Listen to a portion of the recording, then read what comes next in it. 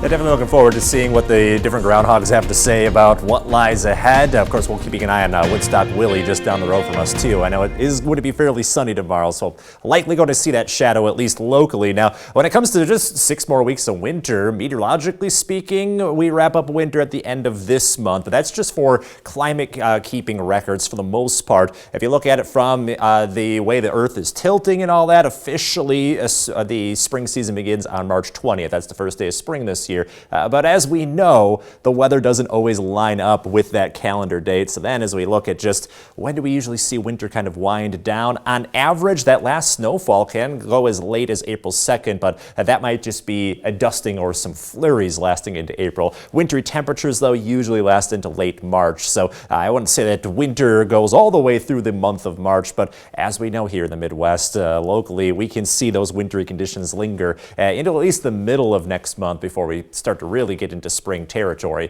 Now looking ahead towards tonight, down to 0 with the wind chills. Be prepared for that because you go into tomorrow morning. You might be out early because there is a neat comet that you can see right by the North Star. This comet hasn't been seen in 50,000 years. So mostly clear tonight, mostly clear tomorrow night. So you've got a couple chances to view it if you want to. Again, look for the North Star. Might need some binoculars or a telescope. It is visible to the naked eye, but you're not going to be able to see it as good as if you had some of those little extra helping tools. It's going to appear as a great faint green smudge in the sky. So kind of neat viewing if you have a chance to do so. Early tomorrow morning, feeling like, again, near 0 with the wind chills. Definitely bundle up the next couple mornings. Pretty near average for tomorrow, though. 24 for the high temperature under a mainly sunny sky. Then the roller coaster begins. So we got back to average the last couple days. By Friday, though, a quick hit of Arctic air comes in. So we're going to be down to -5 right about Friday morning and just barely getting above 0 in the afternoon.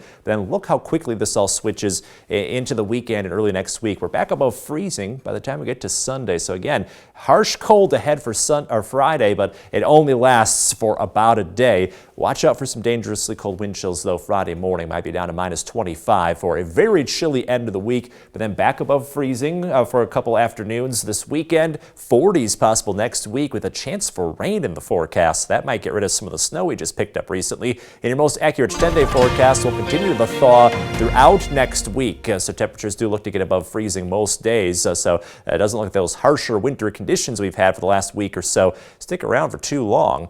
With all the changes ahead, of course, it can be a little challenging to forecast, but we hit the bullseye today, hoping to get up to about $100 by the time we get to the end of the week. Building up that bank, Alex. Thanks.